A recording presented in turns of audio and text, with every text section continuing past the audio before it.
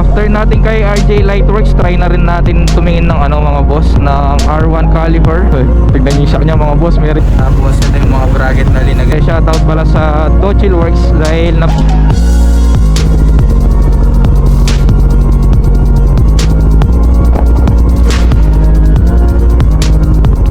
hey, let's go. So ayan, good day mga boss. Bali, punta tayo ngayon sa shop ni RJ Lightworks. Papaayos ko yung aking passing lights at saka yung loud horn, naglulus siya. Lalo na kapag nag-switch ako sa ano, sa stock horn dito sa may halo switch. Ayan, gumagana siya ngayon.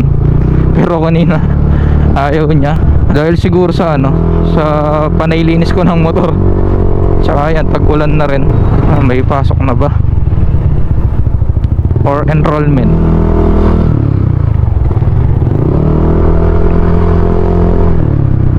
Papaayos ko siya mga bossing dahil is coming June meron tayong ride sa may La Union kasama yung mga Baliti Boys. Kaya kailangan kong paayos tong passing lights natin tsaka yung horn. So ayan pala mga boss, nandito yung ano natin, switch. Dito ko siya linagay.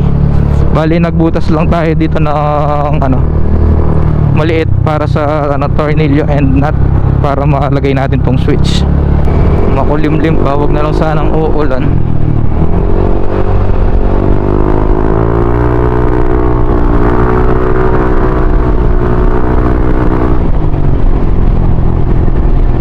Di ko lang alam kung saan part kami ng La Union pupunta. Basta sasama lang tayo. Nakapaglib na rin naman ako mga bossing, kaya all goods, makakasama tayo. Ayan, bali located yung shop ni RJ Lightworks sa may Pandan.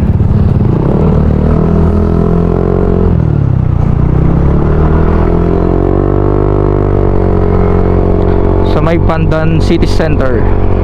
After natin kay RJ Lightworks, try na rin natin tumingin ng ano mga boss, ng R1 caliper. Bali yung mga caliper natin mga boss is RCB na E-series siya. So yung sa harapan papalitan ko lang siya ng R1. Pero yung sa likod pa rin mga boss is E-series pa rin yung gamit natin. Yung harapan lang yung papalitin natin na R1 caliper na 4-pot. Meron na rin naman ako ano mga boss sa bahay ng 260mm na RCB at saka yung bracket na binili ko rin para sa R1. R1 na lang talaga yung kulang para okay na yung ano natin, brake system. Today is Monday mga bossing, weekdays. Dahil nakausap ko naman pala si RJ Lightworks kahapon. Sabi ko kung open sila ngayon Monday. Open naman daw sila ngayon. Down ko na lang daw yung ano, NMAX. Ayan, syempre shoutout pala sa Dochil Works dahil napansin yung ating NMAX. Ayan, bali pinadalan tayo ng ano mga boss, ng windshield. Ayan yung windshield natin mga boss. Sobrang kapal niya, 3mm yata ito mga bossing. Original ano siya mga boss, original Indonesia. Ayan, shoutout kay Boss Sep and Madam Gigi sa pag-chat sa atin. Ang ganda rin ng mga ano, ng mga visor niya. Tapos meron siyang mga kasamang ano mga boss, mga bolts and bushing mga bossing. Yung ano pala natin mga boss, yung visor Thai model clear yata tawag dito mga bossing. Tapos kapag bibilhin mo siya, nasa 990 siya mga bossing. Kung gusto nyong bumili ng ganitong ano mga boss, ng windshield, message lang kayo sa page ni Dochil Works PH.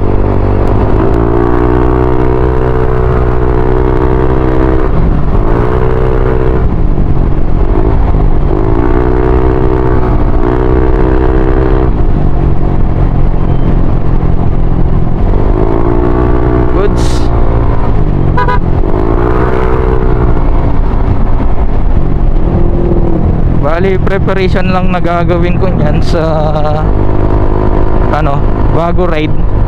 Ayun, maglilinis lang tayo ng CVT at saka change oil. Sana makabili na tayo ng ano, R1 caliper. Gusto ko sana mga boss before ride maisalpak na yon.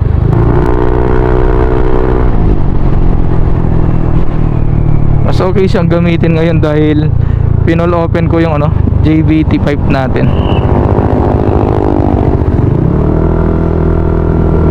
Sinarado ko lang siya kasi noon dahil mahigpit sa ano, sa checkpoint.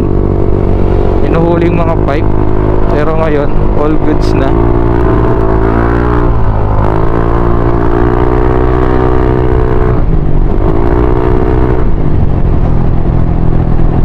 Opya. Time check natin 10:18. Open na sigurado si ano, RJ Lightworks. Mamaya mga boss, papakita ko sa inyo yung ano natin, yung MDL na hindi siya tumatama sa ano natin, sa front fender. Marami pa rin kasi nagtatanong sa ano, sa page kung tumatama ba daw yung ano, yung MDL na pinalagay ko sa front fender. Noong una mga boss, tumatama siya dahil hindi pa ako nagpalagay ng ano, ng bracket. Dahil naka 3-inch drop nga tayo mga bossing. Bali ginawa ni RJ Lightworks, naglagay siya ng ano, ng bracket para umurong yung ano natin, MDL, para hindi tumama sa front fender.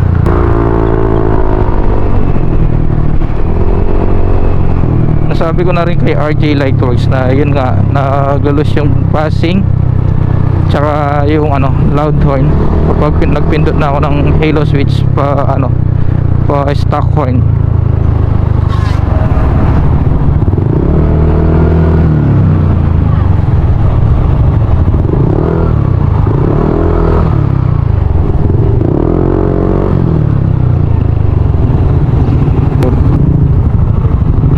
Tignan niyo yung shock niya mga boss, meron siyang ano, sticker na ano, Ligo.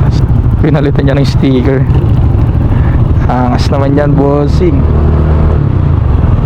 Sa front shock pala mga bossing, bali hindi na ako mag upgrade or hindi ko na siya papalitan. All goods na ako sa stock kasi lalo na nakadrop tayo sa harapan. Kung bibili pa ako ng bago, same lang din, idadrop ko rin siya dahil ayaw ko nang itaas tong NMAX. Goods na ako sa ganitong ano niya, height. Pang daily lang naman yung ano natin, NMAX eh. Hindi ko naman siya pinag-show. For daily use lang naman siya.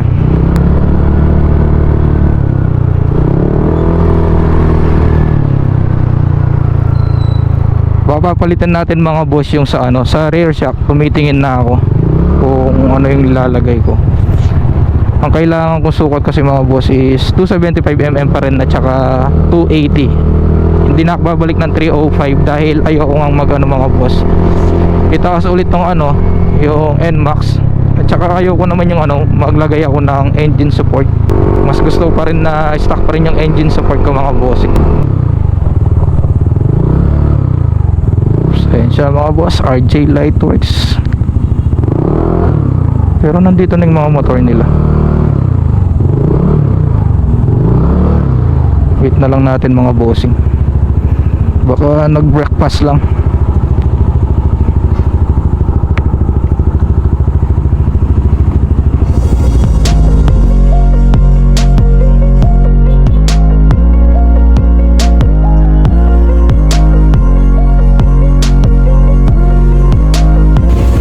So ayan mga bossing, bali ito yung ano natin, MDL mga boss.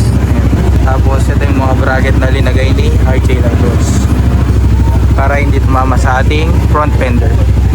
So ayan siya mga boss.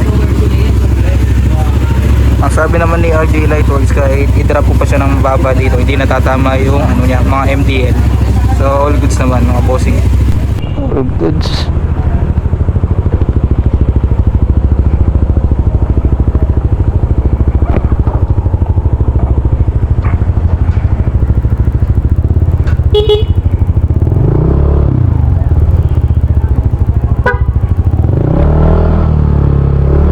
Okay, let's go. All goods na yung ano natin, NMAX mga boss. Yun lang naman, all goods na siya mga boss. Ready na sa ride. Maintenance na lang yan mga bossing.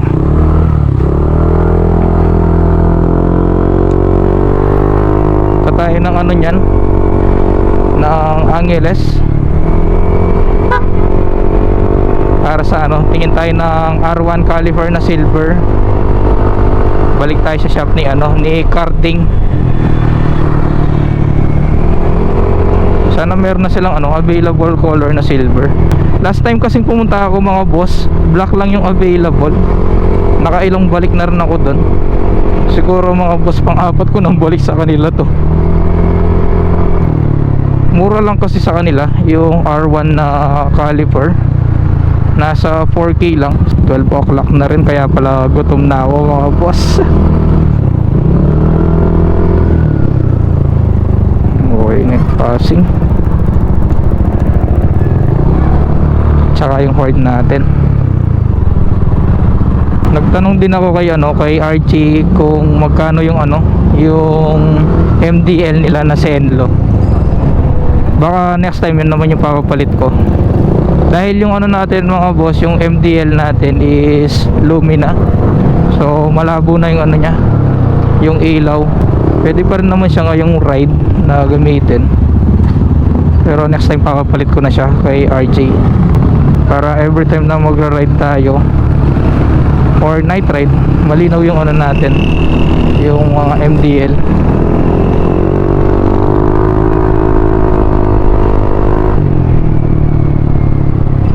Meron din binibenta si RJ ng ng battery max grade. Not sure kung magkano lang, di ko natanong. Ayan, bali kung gusto nyong magpa-wiring, highly recommend talaga si RJ Lightworks. Kita nyo naman mga boss, pati yung pagkaka-wiring malinis, pati yung conversion para dito sa menu and passing. Yung kasing iba mga boss, yung nila, passing yun dito, tapos yung menu mga boss nilalagay nila dito sa may sa may packet. Etong ginawa ni RJ Lightworks, isahan siya dito, menu and passing. Gumagana lang yung menu mga boss kapag naka-engine off. Kapag on naman mga boss is passing yung gumagana. Dito na tayo dumaan. Dahil sa may klaro yung pupuntahan natin.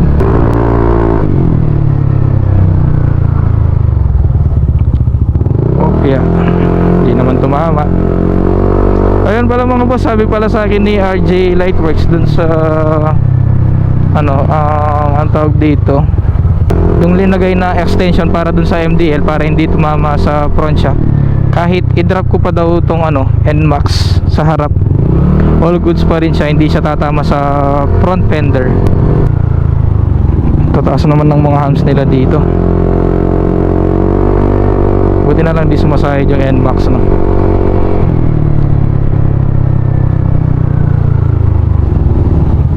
yeah. Dito tayo.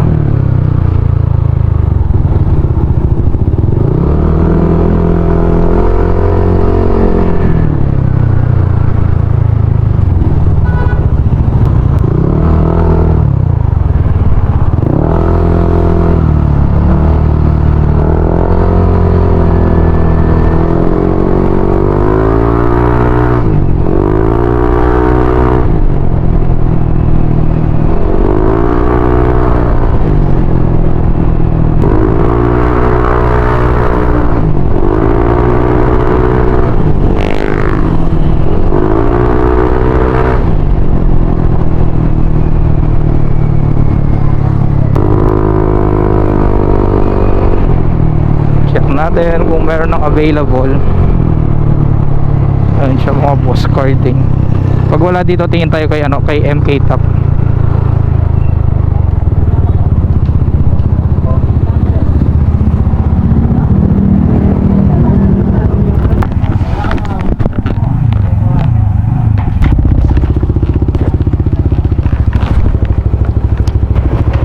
Ay, wala daw silang available mga boss. E-series na lang daw yung meron. E-series na yung sa akin. At saka mga bossing, yung available na lang daw na silver nila, yung R1 Evo, yung mga bago ngayon. Try natin dito kay kay MK Top kung meron na rin silang available na R1. Kahit kasi sa Shopee mga boss, wala Kay Babs, C2MP and Ace Precision nagtingin na ako, walang stock. Try natin dito kay MK Top kung meron.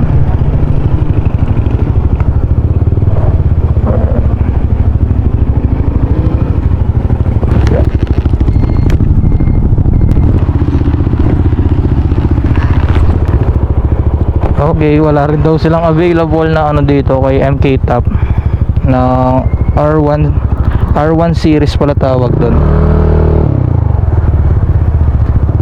Halos same na shop pinuntahan ko, R1 Evo lang yung meron nila. Yan kasi yung bagong release. Sabi kasi ni mga boss, si MK Top, last month pa daw wala ng stock. Ayun nga, nagtingin-tingin tayo sa Shopee kay C2MP, Bobs and Ace Precision. Wala ring available, wala talagang stock. So ganun talaga mga boss, hintayin na lang tayong magka-stock ulit. Kapag hindi dumating before ride, hindi ako nakabili ng R1 series. Ito na lang muna ang mga caliper na gagamitin ko. Itong ating Racing Boy na caliper na E-series. So ayun lang mga boss, see you on next vlog. Ride safe always.